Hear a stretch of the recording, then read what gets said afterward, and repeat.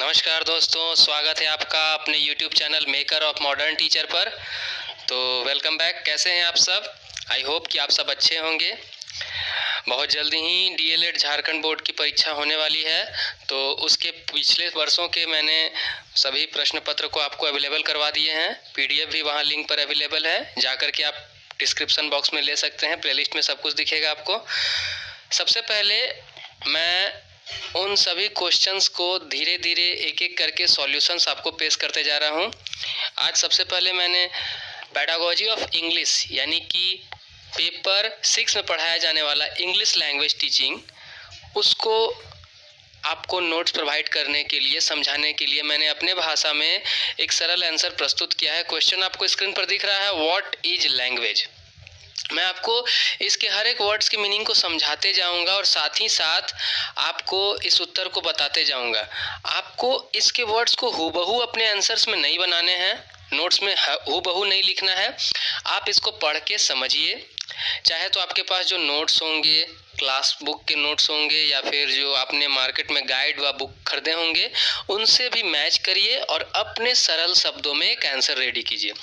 हर भाषा के लिए एक ही आंसर होगा, लेकिन क्वेश्चंस उस भाषा में लिखे जाएंगे, उसके आंसर भी उसी भाषा में देने होंगे। तो सबसे पहले जो है, व्हाट इज लैंग्वेज, हिंदी में पूछा जाएगा भाषा क्या है। Explain the meaning, definition, characteristics and importance of English language. मतलब कि मीनिंग का अर्थ हो गया अर्थ, डेफिनेशन मतलब परिभाषा, कैरेक्टरिस्टिक्स मतलब विशेषता, एंड इम्पोर्टेंस मतलब कि महत्व। यानी कि अंग्रेजी भाषा का अर्थ, इसकी परिभाषा, इसकी विशेषता व इसका महत्व क्या है, विस्तार पूर्वक वर्णन करें। ये नोट्स आपको हमारे चैनल यानी मेकर ऑफ मॉडर्न टीचर के द्वारा प्रोवाइड करवाया जा रहा है, तो ध्यान से देखिए। अब मैं शुरू करता हूँ इसके आंसर को। तो सबसे पहले हम जानते हैं मीनिंग। लैंग्वेज, जैसे कि हर भाषा की सबसे पहली परिभाषा हम क्या देते हैं कि भाषा वह माध्यम है जो अपने विचारों का आदान प्रदान करते हैं। तो वही चीज मैंने इंग्लिश में लिखा है कि a language is a structured system of communication. Structured system मतलब क्या हो गया? स्ट्रक्चर्ड मतलब कि जिसकी एक संरचना होती है, एक संरचनात्मक व्यवस्था है। भाषा जो है एक संरचनात्मक व्यवस्था है जिसके द्वारा संप्रेषण किया जाता है, यानी कि विचारों का आदान प्रदान किया जाता है, उसी को कम्युनिकेशन कहा गया है। Language is a structured system of communication. Language a broader sense, broader sense मतलब कि विस्तृत अर्थ में, संकुचित अर्थ नहीं, विस्तृत अर्थ में भाषा यानी language is the method of communication. यह संप्रेषण की एक विधि है। संप्रेषण मतलब विचारों का आदान प्रदान। Language in a broader sense is the method of communication that involves the use of particularly human languages. जिसमें क्या इन्वॉल्व है? इन्वॉल्व मतलब कि सम्मिलित है, द यूज ऑफ प्रयोग, पार्टिकुलरली ह्यूमन लैंग्वेज यानी कि अगर देखा जाए तो मानव भाषा। यानी कि जो भाषा हम पढ़ रहे हैं, language in a broader sense is the method of communication that involves the use of particularly human languages. We all know that कि हम अगर लैंग्वेज टीचिंग की बात करते हैं तो only the language spoken by the human, हम उसी भाषा की बात करेंगे जो मानव के द्वारा बोली जाती है। मानव के द्वारा आपस में विचारों का आदान प्रदान जिस भाषा में किया जाता है, उसी भाषा की बात करेंगे, हमेशा ध्यान रखेंगे। A language is a structured system of communication मतलब लैंग्वेज संप्रेषण का एक संरचनात्मक व्यवस्था है। Language in a broader sense is the method of communication that involves the use of particularly human languages. मतलब भाषा विस्तृत रूप में संप्रेषण की एक विधि है जिसके अंतर्गत मानव की भाषा का प्रयोग शामिल है। इसे आप अपने शब्दों में भी लिख सकते हैं। derived from Latin lingua. Language is derived from a Latin word lingua. Language कहाँ से आया है? एक लैटिन शब्द लिंगुआ विच मीन्स टंग, जिसका मतलब होता है हमारी जीभ यानी जिह्वा। And the French term langue means language is the entire complex of phenomena associated with human vocal and auditory communication of emotions and ideas। ये सेंटेंस मैंने बुक से उठाए हैं। इसका मतलब दिखाया गया है कि भाषा जो है इंटायर कॉम्प्लेक्स ऑफ फेनोमेना, यह जो है ना फेनोमेना एक परिघटना का मतलब हुआ, परिघटना यानी कि जो प्राकृतिक रूप से होती है। Entire complex of phenomena associated with human vocal and auditory communication of emotions and ideas. हमारे इमोशंस यानी कि भावनाएं, आइडियाज यानी विचारों का एक ध्वन्यात्मक रूप, ऑडिटरी कम्युनिकेशन जो बताया जा रहा है, ऑडिटरी मतलब ध्वनि के रूप में, उसका जो हम संप्रेषण करते हैं वो जो हमारे ह्यूमन वोकल यानी कि मानव के वाद्य यंत्रों के द्वारा, हमारे शरीर के गर्दन के द्वारा जो भाषा निकल रही है, इसको ही हम लैंग्वेज कहते हैं। तो लैंग्वेज हमने समझा कि a language is a structured system of communication. Language in a broader sense is the method of communication that involves the use of particularly human languages, derived from Latin word lingua which means tongue and the French term langue. Language is the entire complex of phenomena associated with human vocal and auditory communication of emotions and ideas। तो ये हमने समझा English language के बारे में। Now we are going to talk about what is English language, मतलब where it comes from, ये कहाँ से आया, ये है क्या। English is a West Germanic language first spoken in early medieval England. मतलब कहा जाए तो यह जो है ना पश्चिमी जर्मन भाषा है, पश्चिमी जर्मन भाषा जो सबसे पहले जो है ना मध्यकाल के समय में आपको विदेश में, यूरोप में, इंग्लैंड नाम का एक देश जहाँ पर ब्रिटिशर्स निवास करते हैं, वहाँ पर बोली जाती थी। तो English is a West Germanic language first spoken in early medieval England which eventually became the leading language of international discourse in today's world। और यह जो है ना धीरे धीरे लीडिंग लैंग्वेज मतलब अग्रणी भाषा, सबसे आगे रहने वाली भाषा बन गई इस पूरे विश्व की, international discourse in today's world. तो ये हमने जाना इंग्लिश लैंग्वेज के बारे में। आगे हम समझते हैं इंग्लिश लैंग्वेज के मीनिंग को हमने समझा भी था। अब हम देखते हैं डेफिनेशन ऑफ लैंग्वेज। मैं धीरे धीरे इसलिए पढ़ा रहा हूँ ताकि जो है आपको इन वर्ड्स के मतलब समझ में आए और साथ ही साथ आप उनको अपने शब्द से भी, अपने मन से भी छोटे छोटे शब्दों में निर्माण करके लिख सके। याद करवाने की कोशिश है ये, धीरे धीरे लगे रहे, देखते रहे और सुनते जाए ध्यान से। Definition of languages. First of all I want to tell all of you कि आपको जब डेफिनेशन लिखना हो तो कम से कम 2 डेफिनेशन भी अगर आप देते हैं तो आपके लिए पर्याप्त होगा, इट इज सफिशिएंट। सो मैंने यहाँ पर 3 डेफिनेशन ली हैं, आप इनमें से कोई भी 2 का चयन कर सकते हैं या इसके अलावा कोई और डेफिनेशन जो आपके पास हो आप उसको भी लिख सकते हैं। Definitions of language.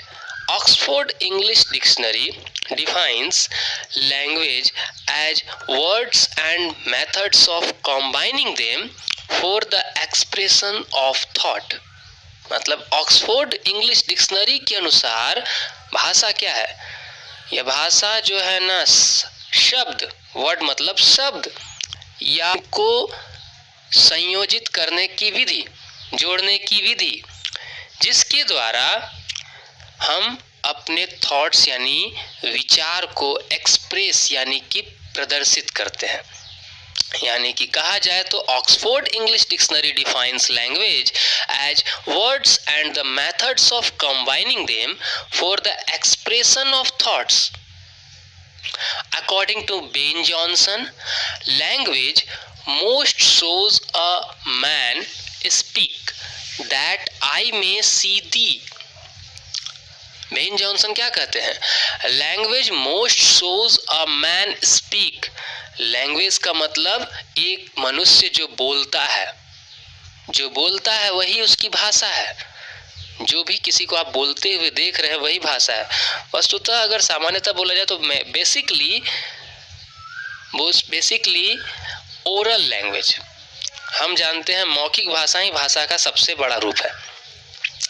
According to John डेवे के अनुसार क्या कहा गया है कि language exist only when it is listen to you as well as spoken. Language exist only when it is listen to you as well as spoken. मतलब जब आप सुनते हैं या जो बोलते हैं तब समझिए भाषा है. The hearer is an indispensable partner. The hearer मतलब श्रोता, इज एन इंडिस्पेंसेबल पार्टनर. ये 3 डेफिनेशंस आपको दिखाए गए. अब हम आगे देखते हैं कैरेक्टरिस्टिक्स ऑफ लैंग्वेज. मैंने कैरेक्टरिस्टिक्स ऑफ लैंग्वेज को इस प्रकार थोड़ा आपके सामने रखा है ताकि आप हाईलाइटेड वर्ड्स को जल्दी याद कर सकते हैं. यहाँ कुछ जरूरी नहीं कितने सारे आप लिखें, लेकिन इसमें से कुछ तो ऐसे हैं जिसको आप आसानी से लिख सकते हैं. शुरू में दिया गया है number 1, language of express ideas, thoughts, feeling, experiences and emotion. यहाँ ऑफ नहीं होना चाहिए. Languages are vehicle. व्हीकल मतलब गाड़ी. लैंग्वेज जो है गाड़ी की तरह है. Languages are vehicles to express ideas, जो आपके विचारों को एक्सप्रेस करते हैं. Thoughts, feelings, experiences and emotions, मतलब लैंग्वेज वो वाहन है जिसके द्वारा आप अपने आइडिया, थॉट, फीलिंग, एक्सपीरियंस और इमोशंस को एक्सप्रेस करते हैं. Language is a good gift for humans. God gift सबसे बड़ा महत्वपूर्ण गिफ्ट है जो हमको लैंग्वेज ही मिला हुआ है. Language is a verbal communication. Verbal means याद रखिए वही जो मैंने कहा नहीं, oral. Language is a verbal communication. A language is called progressive if it has its past, present and future. भाषा जो है ना परिवर्तनशील है. भाषा परिवर्तनशील है, हम जानते हैं. अब प्रोग्रेसिव मतलब कि जो आगे की ओर बढ़ते रहता है, विकासशील है. भाषा हमेशा नित्य प्रतिदिन अपना रूप परिवर्तित करती है, तभी ना इसका पास्ट, प्रेजेंट और फ्यूचर तीनों मौजूद है. Language requires continuous practice. We know that language is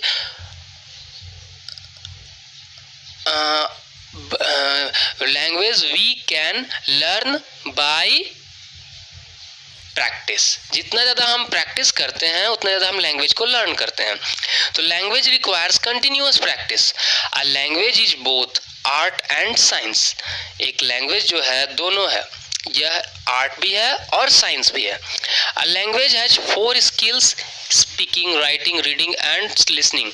LSRW पढ़े ना, listening, speaking, writing and reading and writing. ये 4 भाषा कौशल होते हैं language skills. Language has 4 skills, listening, speaking, reading, writing. Language is a system of acquired skills. Language जो है कौशल यानी skill यानी कि हुनर, इसको सीखने का यानी अर्जन करने का, एक्वायर्ड मतलब अर्जित करने का एक साधन है, व्यवस्था है. बिना लैंग्वेज के तो आप कुछ नहीं सीख सकते हैं. Language is a system of phonetics, grammar and vocabulary.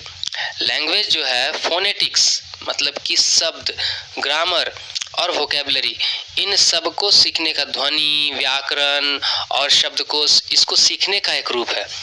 Language is a powerful tool. We all know that. It is most important to know that without language we cannot express our feelings. So we can say that language is a powerful tool. Language as a system of system. अगर कहा जाए तो language as a system of system मतलब कि language हर आपको कार्य में language की आवश्यकता है, इसीलिए कहा जाता है language as a system of system. English is an ideal language. तो मैंने अंत में एक पॉइंट जोड़ा है, English is an ideal language. हम आगे बढ़ते हैं. Importance of English language. मैंने फर्स्ट ऑफ ऑल सबसे पहले सारे इम्पॉर्टेंट पॉइंट को एक जगह हाईलाइट कर दिया है, जिससे आपको यहाँ समझने में आसानी होगी कि number 1, English is the language of international communication. We all know that nowadays English has become a global language. जानते हैं, कहा जाए तो सबसे ज़्यादा लोग इसके नहीं बोलते हैं, लेकिन हाँ, अगर बोला जाए तो इंटरनेशनल मंच पे, अंतर्राष्ट्रीय मंच पे, इंटरनेशनल स्टेज पे, ग्लोबली हमको एक से दूसरे देश में किसी काम के लिए जाना है तो इंग्लिश को हम ग्लोबल लैंग्वेज के रूप में अडॉप्ट करते हैं।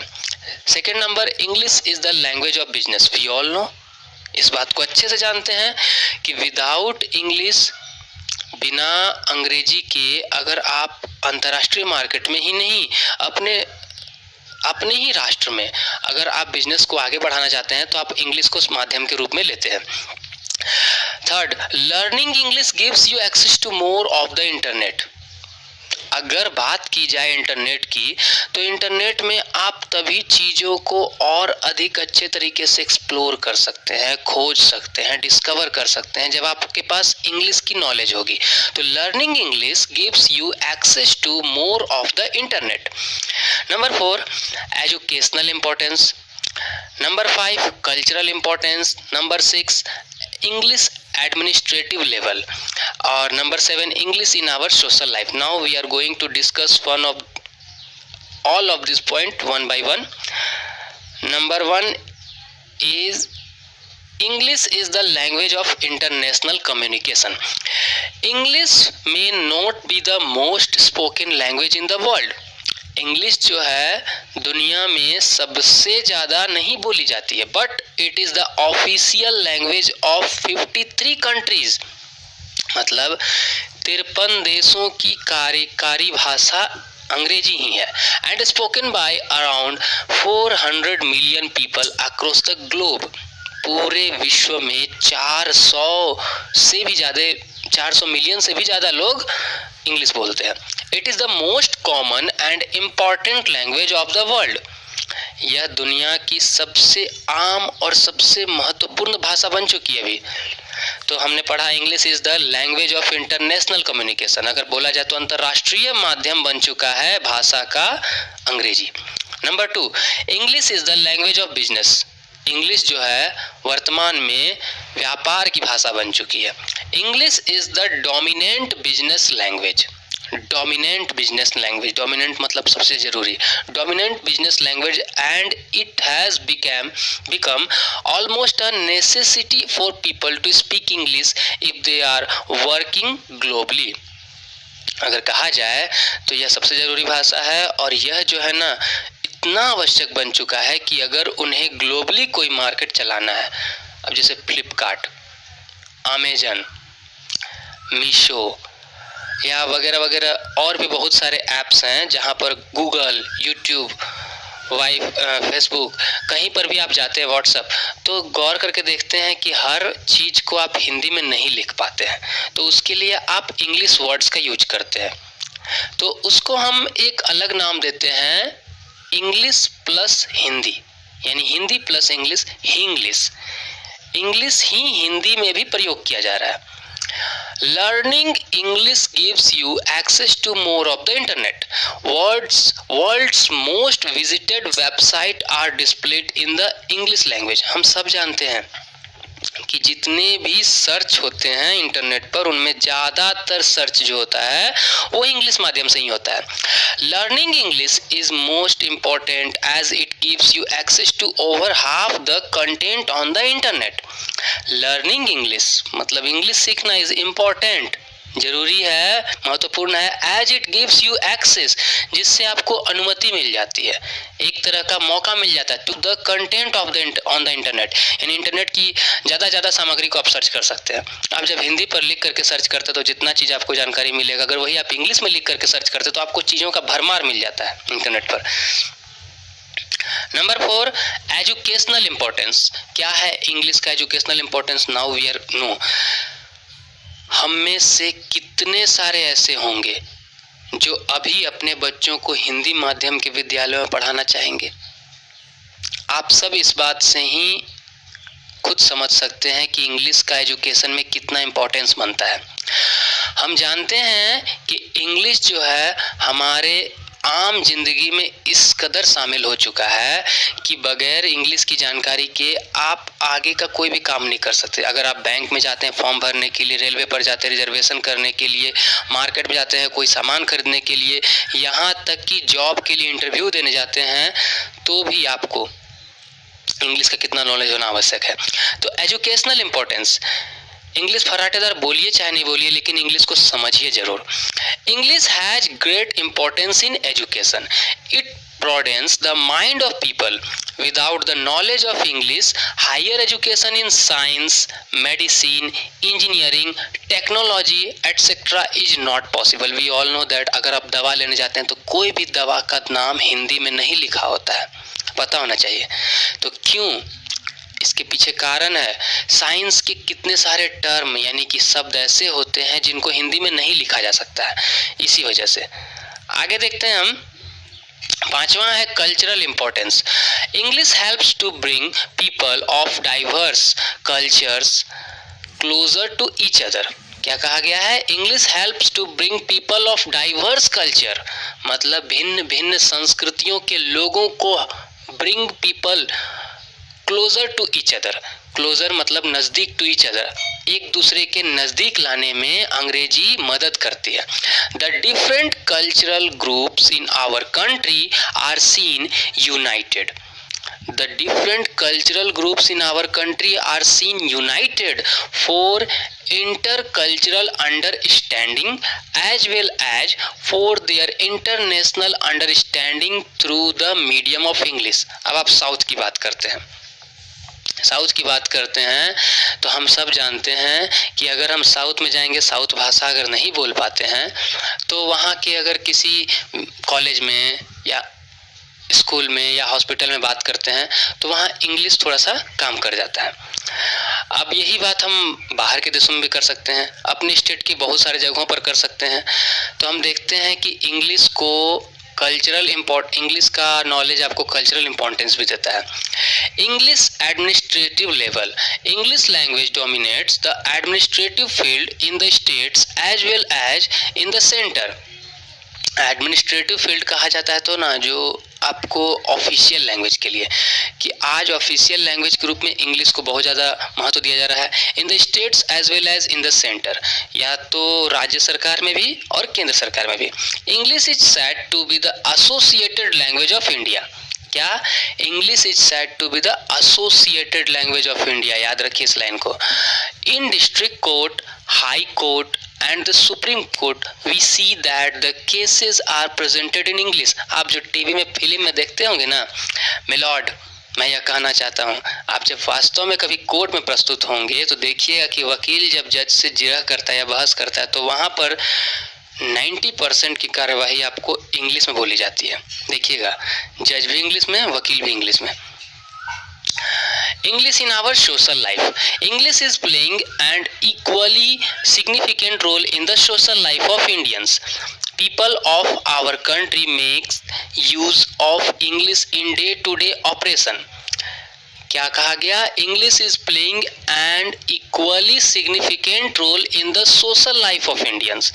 ये जो है ना, एक बराबर मात्रा में सभी के जीवन में, सामाजिक जीवन में, हर भारतीयों के जीवन में ये अपना रोल अदा कर रहा है। People of our country make use of English in day to day operations. हमारे दैनिक कितने सारे क्रियाकलाप, ऑपरेशंस ऐसे हैं जिनमें हम अंग्रेजी का प्रयोग करते हैं। For example, we see many marriages invitations card are printed in English. तो इसका साधारण रूप देख सकते हैं आप कि इनको जो है ना, प्रिंटिंग जो किया रहता है वो इंग्लिश में किया रहता है। What are the different kinds of teaching aids of teaching English? मतलब समझिए कि यह एवरी ईयर रिपीटेड क्वेश्चन है, हर साल ही इस क्वेश्चन को पूछा गया है किसी न किसी रूप में। कभी पूछा जाता है What are the different kinds of teaching aids? कभी पूछा जाता है कि What do you understand by the audio visual aids? कभी पूछा जाता है What teaching aids are using in nowadays। मतलब किसी भी तरह से पूछा जाएगा आपको टीचिंग एड के बारे में, और उसमें विभिन्न प्रकार की शिक्षण सामग्रियों के बारे में आपको विस्तार पूर्वक लिखना है। तो जैसा कि मैं हमेशा कहा हूँ कि हर प्रश्न का जवाब बनाने से पहले आपको एक प्रारूप तैयार करना होगा। तो प्रारूप को इंग्लिश में ड्राफ्ट कहते हैं। तो आंसर का एक ड्राफ्ट मैंने रेडी किया है। वो ड्राफ्ट छोटे से बॉक्स में मैंने लिखा है कि सबसे पहले मीनिंग ऑफ टीचिंग एड्स लिखेंगे। मैं सभी वर्ड्स को आपको समझाते जा रहा हूँ। Meaning of teaching ads, teaching छूट गया था। टीचिंग एड्स का अर्थ यानी कि शिक्षण सामग्रियों के अर्थ, परिभाषाएं जो समझ लीजिए आप।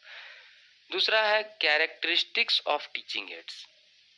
कैरेक्टरिस्टिक्स मतलब कि उनकी क्या लक्षण होते हैं, क्या विशेषताएं होते हैं, क्या गुण होते हैं। ऑब्जेक्टिव्स ऑफ टीचिंग एड्स मतलब कि उसके क्या उद्देश्य हैं, क्यों इसे हम यूज करते हैं। और टाइप्स ऑफ टीचिंग एड्स, कितने प्रकार की शिक्षण सामग्रियां होती हैं। तो बारी बारी से हम सबको समझने का प्रयास करते हैं। सबसे पहले बात करते हैं मीनिंग ऑफ टीचिंग एड्स पर। एक सिंपल सी बात जो कि सबको समझ में आ जाए वो मैंने यहाँ लिखी है कि teaching aid is anything used by a teacher to help to teach a lesson or make it more interesting to students. मतलब कि अ टीचिंग एड, एक शिक्षण सामग्री, इज एनीथिंग, कोई भी चीज हो सकती है, यूज्ड बाय अ टीचर, जिसे एक टीचर यूज करते हैं, to help to teach a lesson, एक क्लास में कोई लेसन को पढ़ाने के लिए, और make it more interesting to students, और बच्चों के लिए इसे सबसे आसान या आकर्षक बनाने के लिए जो सामग्री यूज की जाती है शिक्षकों के द्वारा, it is anything used by a teacher. यह कुछ भी हो सकता है टीचर के द्वारा यूज किया जाता है। और it helps us to make understand, make interesting to the student. ठीक, अब कैरेक्टरिस्टिक्स की बात कर लेते हैं।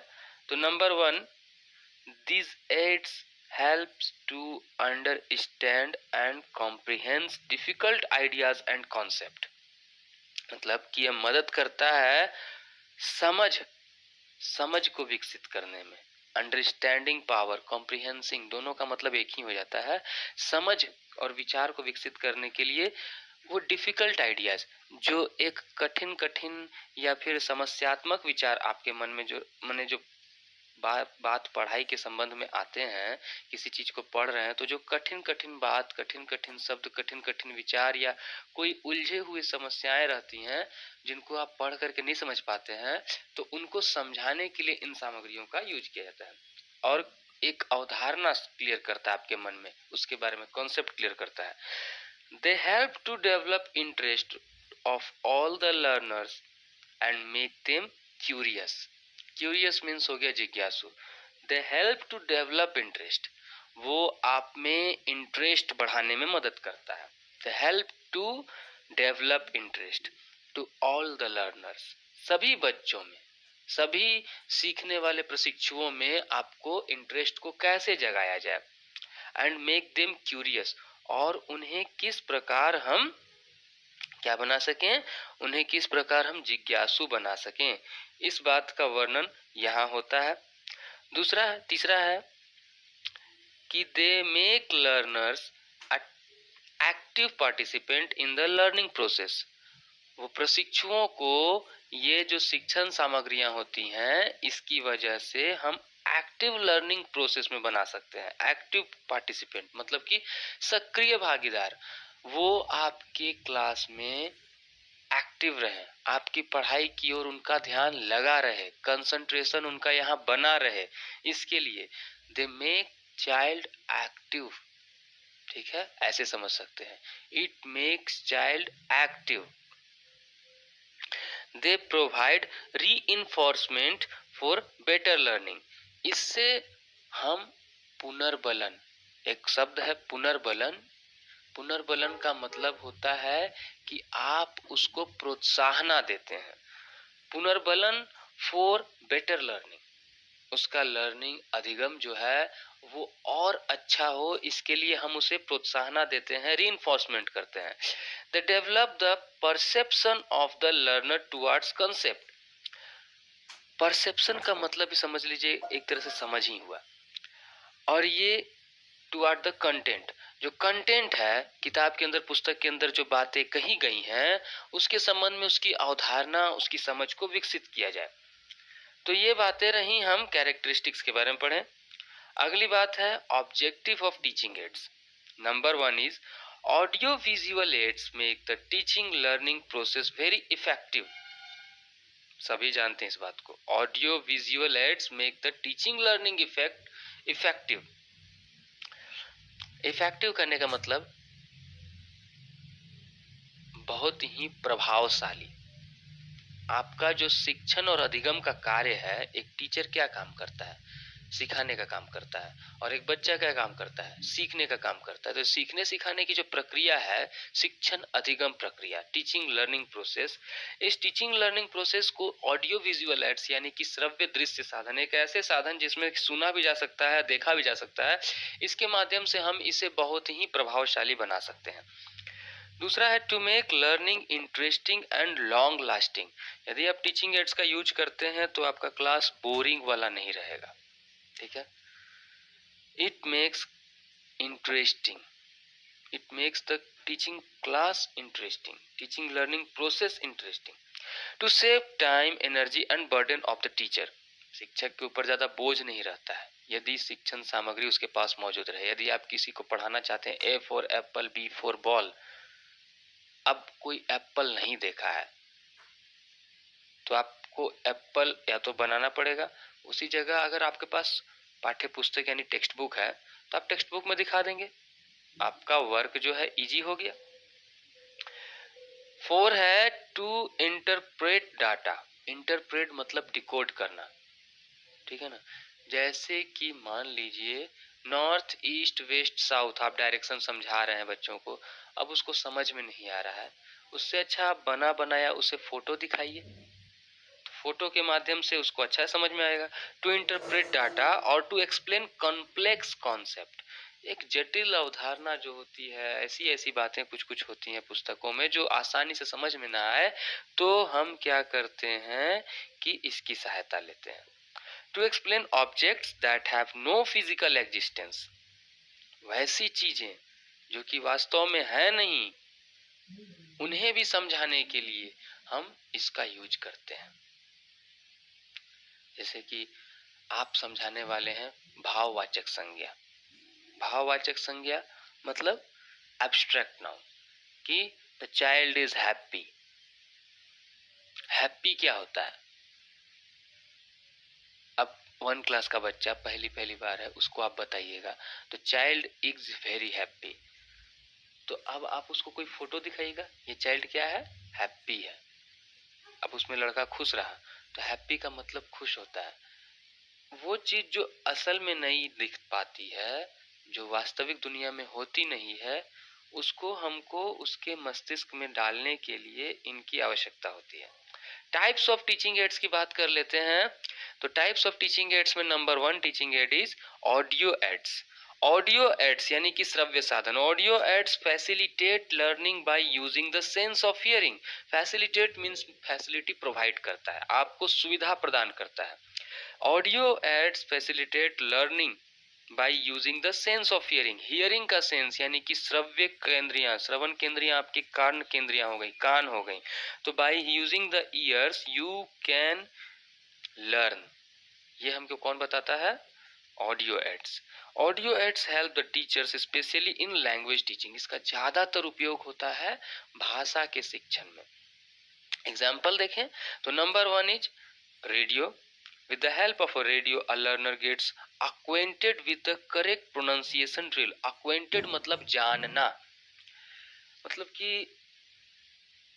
जान लेना, समझ लीजिए। With the help of a radio, a learner knows the correct pronunciation drill. ऐसे ही बोल सकते हैं, knows the correct pronunciation drill। क्या करता है?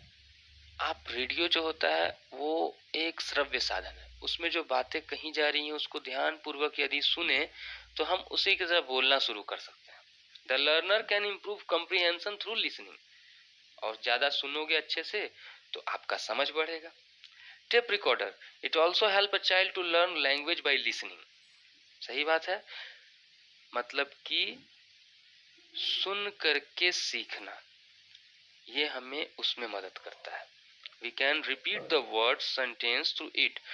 उसमें जो बातें हैं उसको अगर एक बार सुने और अगर आप फेल हो गए, नहीं समझे तो रिपीट कर सकते हैं टेप रिकॉर्डर को। Lingua phone, it is a system for learning in a language system, मतलब कि लैंग्वेज को सीखने का एक सिस्टम है, विधि है, एक पद्धति है। It consist of gramophone records and some books. कुछ बुक होते हैं और उन बुक्स में जो भी कंटेंट दिए रहते हैं उन्हीं कंटेंट को एक ग्रामोफोन पर चलाने के लिए रिकॉर्ड बना हुआ रहता है। तो होता क्या है, आफ्टर रीडिंग द बुक्स, अगर आप पहले बुक को पढ़ लें, ही और she should play the record, बच्चा जो है, लड़का या लड़की, रिकॉर्ड को चलाता है, and listen to the lesson on the record very attentively, और ध्यान पूर्वक उन बातों को रिकॉर्ड पर सुनता है। इफ और ही और शी फेल टू कम्प्रीहेंड, अगर वो समझ नहीं पाता है, दे मे रिप्ले इट, तो फिर से उसको बजाइए, रिपीट करिए बात को। विजुअल एड्स की बात करते हैं, ऑडियो एड्स हुआ।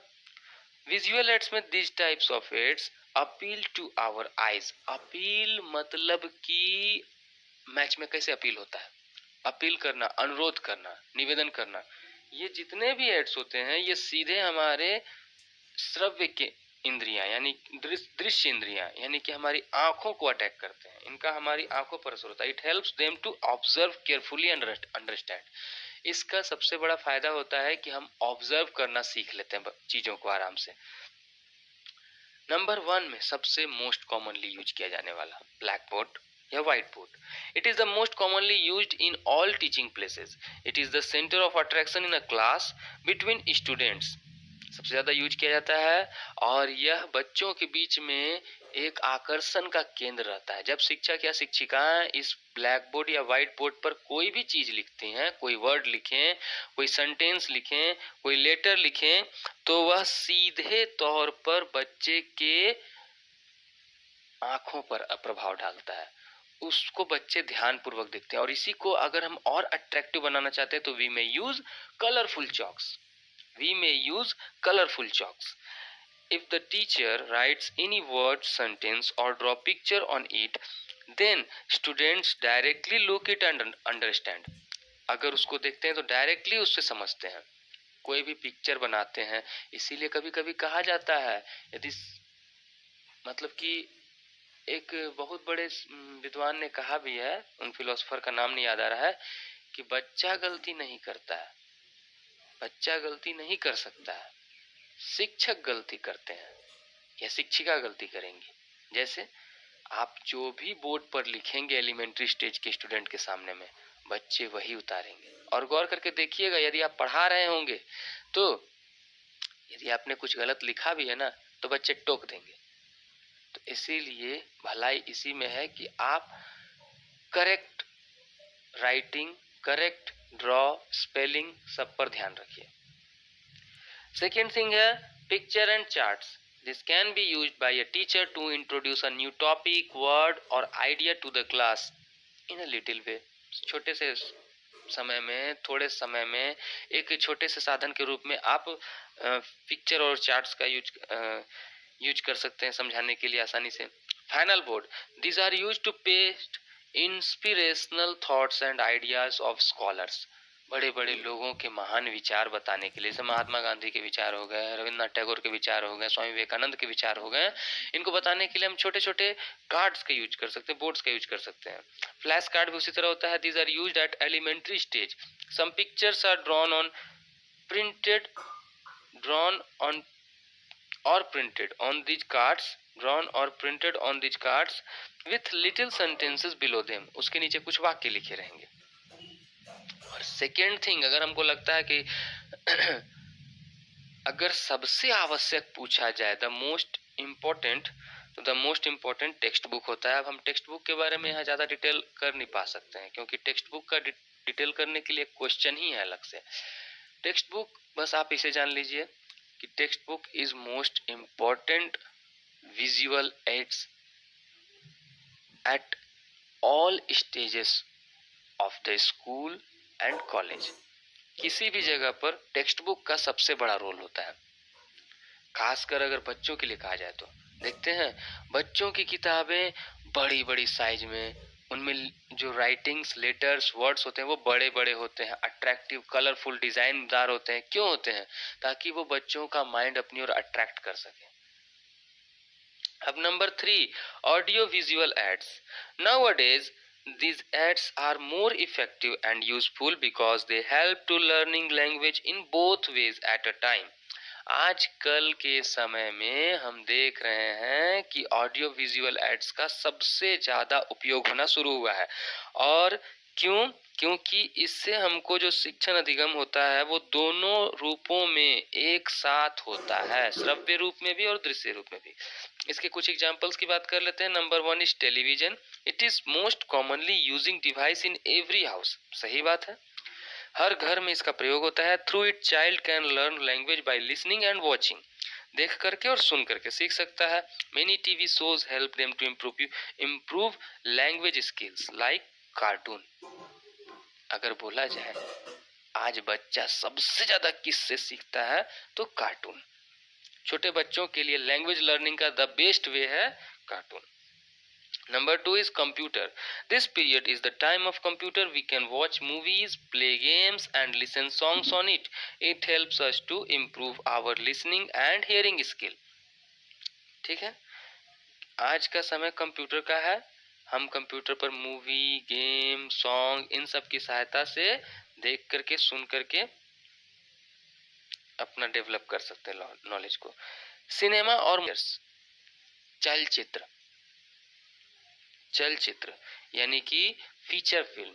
अ सिनेमा और feature film is a best way of learning a lesson. इसमें एक मैसेज छिपा रहता है, कहानी के अंत में हमें मैसेज का पता चलता है। आजकल देखते हैं कार्टून एनिमेशन पिक्चर्स भी आते हैं। We learn some messages from it. 4 drama. Everyone loves drama. Everyone loves drama. It directly attract our eyes and ears. Drama क्या होता है? सीधे तौर पर हमारे आंखों और कानों को अट्रैक्ट करता है, क्योंकि हमारे सामने एक ना, it is like a live show. It is a live show. यहाँ एक और सेंटेंस जोड़ सकते हैं, it is a live show. एक जीवंत कार्यक्रम होता है जिसमें आपके सामने एक्टर एंड एक्ट्रेस जो है ना रोल प्ले करते हैं, और उस रोल में वो, इसीलिए किरदार को सबसे इम्पोर्टेंट होता है ना एक ड्रामा का, उसके एक्टर एंड एक्ट्रेस। उसमें यूज की गई सामग्री से ज्यादा इम्पोर्टेंट होता है एक्टर एंड एक्ट्रेस, और उनको इस रोल को सिखाने वाले डायरेक्टर का सबसे बड़ा रोल होता है। तो हमको ड्रामा के बारे में 2-3 सेंटेंस यहाँ बता देना है कि we concentrate on it rapidly and understand the meaning quickly in easy way. आसानी से, जल्दी से समझ जाते हैं हम इसमें बातों को। और ड्रामा में कभी कभी हम ना खुद भी सोचने लग जाते हैं। Some other examples are slides and film stripes. ICT आजकल बहुत ज्यादा यूज हो रहा है, कॉलेजेस में देखिएगा और स्कूल्स में ICT, इंफॉर्मेशन कॉम्प्रिहेंशन टेक्नोलॉजी। मतलब कि आपको कंप्यूटर के माध्यम कहा जाए तो कंप्यूटर असिस्टेंट लैंग्वेज लैब, और लास्ट में लैंग्वेज लेबोरेटरी। तो इस तरह आज हम translation come grammar method, describe it's meaning, merits and demerits. इस क्वेश्चन को बस ऐसे समझिए, ट्रांसलेशन कम ग्रामर मेथड। यदि आप कहीं देखते हैं तो बस इस उत्तर को आपको लिख देना है। तो ज़्यादा देर न करते हुए अब हम शुरू करने जा रहे हैं इसके उत्तर को। तो देखिए, ये इसका प्रारूप यानी ड्राफ्ट। तो उसमें सबसे पहले इंट्रोडक्शन कर देना है, और सेकेंड थिंग है आपको प्रोसीजर ऑफ टीचिंग यानी कि पढ़ाने की विधि, शिक्षण विधि।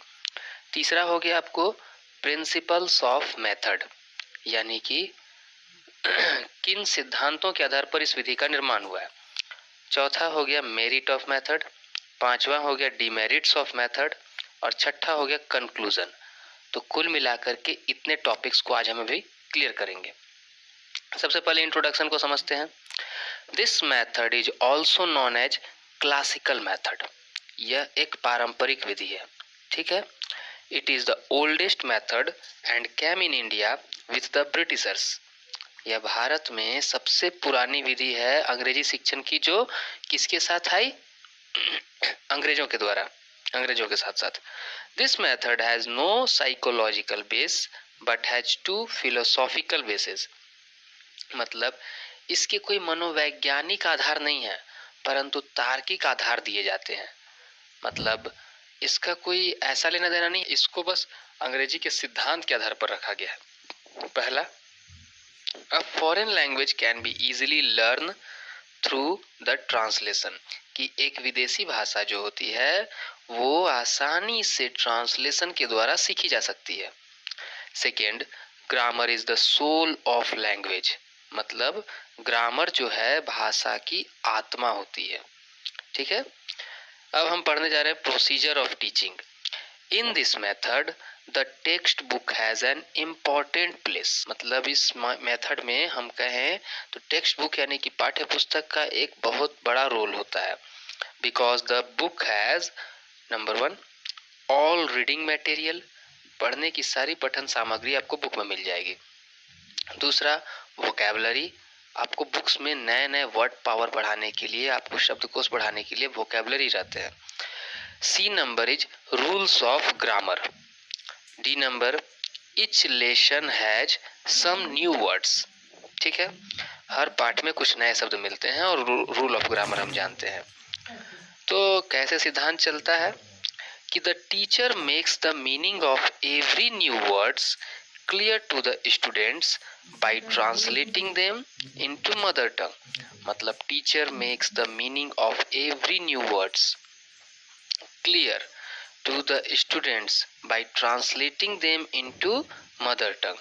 मतलब कि जो शिक्षक शिक्षिका होती हैं वे क्या करते हैं, हर एक नए शब्द को, एवरी न्यू वर्ड्स को ट्रांसलेट कर देते हैं मदर टंग में, ताकि उनको समझ में आ सके।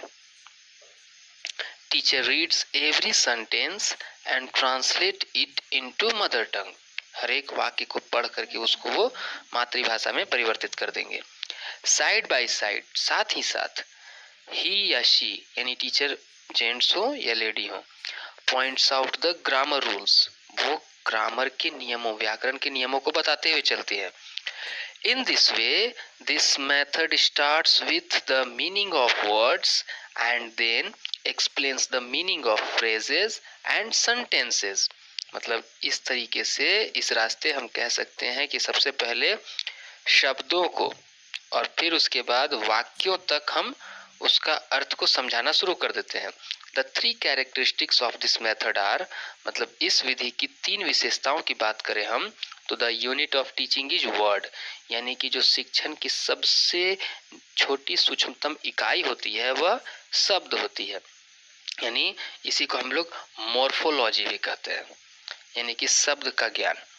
तो अब हम कहने जा रहे हैं दूसरा नंबर, मदर टंग डोमिनेट्स। कहा जाए तो मातृभाषा का ही इसमें रूपांतरण होते रहता है, मातृभाषा में ही रूपांतरण होते रहता है। थर्ड नंबर है, grammatical rules are explained by teachers, यानी कि व्याकरण के नियमों को टीचर क्या करते हैं, विस्तार पूर्वक एक्सप्लेन करते रहते हैं। अकॉर्डिंग टू चैंपियन, चैंपियन एक अंग्रेजी साहित्यकार है, तो according to Champion, under the translation method the meaning of words, यानी कि ट्रांसलेशन मेथड के अंतर्गत हम कहें तो सबसे पहले शब्दों का अर्थ, फ्रेजेस एंड स्ट्रक्चर्स, स्ट्रक्चर से मतलब है सेंटेंसेस, इन सब को टॉट यानी कि सिखाया जाता है, taught by means of word for word translation into mother tongue, मतलब शब्द बाय शब्द, एक एक शब्द करके उसको मातृभाषा में रूपांतरित करके सिखाया जाता है। यहाँ मातृभाषा का बड़ा रोल होता है। अब हम पढ़ ले रहे हैं प्रिंसिपल्स ऑफ द मेथड। अभी तक हमने जो पढ़ा वो क्या था, देखिए वो था आपको प्रोसीजर की, पढ़ाने की तकनीक। अब हम पढ़ने जा रहे हैं इसमें प्रिंसिपल्स ऑफ मेथड, यानी कि पढ़ाने के सिद्धांत क्या है, इसमें शिक्षण सिद्धांत क्या है। तो थॉम्पसन एंड वैट, ये दोनों भी अंग्रेजी साहित्यकार हैं। Thompson and Wyatt say that this method is based of 3 sound principles. इनके अनुसार इस विधि में शिक्षण के 3 मुख्य सिद्धांत होते हैं। Number 1, in this process the interpretation is foreign phraseology based, मतलब इस माध्यम में इंटरप्रिटेशन का मतलब हो गया डिकोडिंग करना, शब्दों के अर्थों को समझाना। तो इंटरप्रिटेशन जो होता है यानी कि अर्थों को समझाने की जो विधि होती है वो फॉरेन फ्रेजियोलॉजी यानी कि जो विदेशी उपवाक्य होते हैं उसी पर आधारित होते हैं, उसको पहले देशी उपवाक्य में परिवर्तित किया जाता है। और इसको कैसे किया जाता है? In this process of interpretation, decoding की जो ये विधि होती है इसके दौरान द फॉरेन फ्रेजेस असेमिलेटेड, उनको समाहित कर लिया जाता है। किसमें? मदर टंग में। समाहित कर लेना, आत्मसात कर लेना, मिला लेना, यही असिमिलेटेड है। तीसरा है the structure for a foreign language is based learned when compared and contrasted with that of the mother tongue. कि कहा जाए तो मातृभाषा में जो फॉरेन लैंग्वेज होता है, फॉरेन लैंग्वेज का जो होता है स्ट्रक्चर यानी कि उसका जो ये कहा जाए सेंटेंस का निर्माण होता है, वो सबसे अच्छे तरीके से बेस्ट लर्न, अगर सबसे अच्छे तरीके से सिखाया जाए तो उसको जब हम तुलनात्मक रूप से यानी कि कंपेयर करके पढ़ते हैं किसके साथ? मातृभाषा के साथ। तो इसीलिए कहा गया the structure for a foreign language is best learned, सबसे अच्छा सीखा जाएगा when compared and contrasted with that of the mother tongue. हम आगे पढ़ते हैं merits of the translation method, कि इस ट्रांसलेशन मेथड के क्या क्या गुण होते हैं। तो गुण की जब बात करें तो number 1, it is economical because it saves time, तो यह आर्थिक है यानी कि यह चीप है या सस्ता है क्योंकि इसमें समय की बचत होती है। Number 2, no audio visual aids are required, क्योंकि इसमें किसी तरह का कोई साधन की आवश्यकता नहीं होती है, ऑडियो विजुअल कोई श्रव्य दृश्य साधन नहीं चाहिए। Number 3, grammar and vocabulary are easily learned, और इस माध्यम से हम ग्रामर या वोकेबलरी जो होता है इसको बहुत ही आसानी वे में सीख जाते हैं। It develops the art of translation in a student, यह बच्चों में अनुवाद करने की कला का विकास करता है। It develops the translation art in the student. It can be easily used ever even in over crowded classes, मतलब कहा जाए तो इसको हम बहुत बड़ी भीड़ वाली कक्षा में भी प्रयोग में ला सकते हैं। तो ये हमने 5 मेरिट्स ऑफ ट्रांसलेशन मेथड को देखा। अब डिमेरिट्स ऑफ ट्रांसलेशन मेथड की बात कर लें तो नंबर 1 है it does not teach correct articulation, intonation and pronunciation. कहने का मतलब है आर्टिकुलेशन, कहने का मतलब हो गया कि संप्रेषण कला, रचनात्मक कला, क्रिएटिव आइडिया, ये अंग्रेजी में बच्चों को अपने रचनात्मक कला से दूर कर देता है। बच्चे केवल रटंत विद्या पर ही जोर दे पाते हैं, शब्दों का अर्थ को सीखना, बस इतना ही हो पाता है। वे प्रोनाउंसिएशन पर ध्यान नहीं दे पाते हैं उतना, वे अपने शब्दों में निर्माण नहीं कर सकते, वे शब्दों को निर्माण करना नहीं सीख पाते हैं। दूसरा नंबर है this method does not have a scope of reading, speaking and writing. अब कहा जाए तो इस मेथड में हम रीडिंग, स्पीकिंग एंड राइटिंग का कम यूज करते हैं, समझे, इसमें इनका कम यूज होता है। और थर्ड नंबर है students feel dull and boring. अब लगातार लंबी समय तक अगर ट्रांसलेशन का ही क्लास चलते रहे तो इसमें कोई न्यू नहीं है जो क्यूरियोसिटी जगा रहे, बच्चे में इंटरेस्ट बना रहे, कुछ समय में वो डल और बोर फील करते हैं। फोर्थ नंबर है कि translation stops students from thinking freely, ये बच्चों को स्वतंत्र रूप से सोचने से रोकता है। Translation stops students from thinking freely. अब पांचवा नंबर है this method develops bookish English in students, यह बच्चों में क्या करता है, किताबी अंग्रेजी का ज्ञान केवल विकसित करता है। तो अभी तक हमने देखा कि ट्रांसलेशन कम ग्रामर मेथड के प्रोसीजर, उसके मीनिंग, उसके प्रिंसिपल्स, डिमेरिट्स और मेरिट्स को हम आगे सबसे अंत में चर्चा कर लेते हैं कि हम क्या निष्कर्ष पर निकलते हैं। What is the conclusion of this method. तो कंक्लूजन में मूरे के द्वारा जो कहा गया है, मूरे भी एक अंग्रेजी साहित्यकार हैं, इनके द्वारा कहा गया है, Moore says having done the translation the pupil is almost as far from the goal as ever।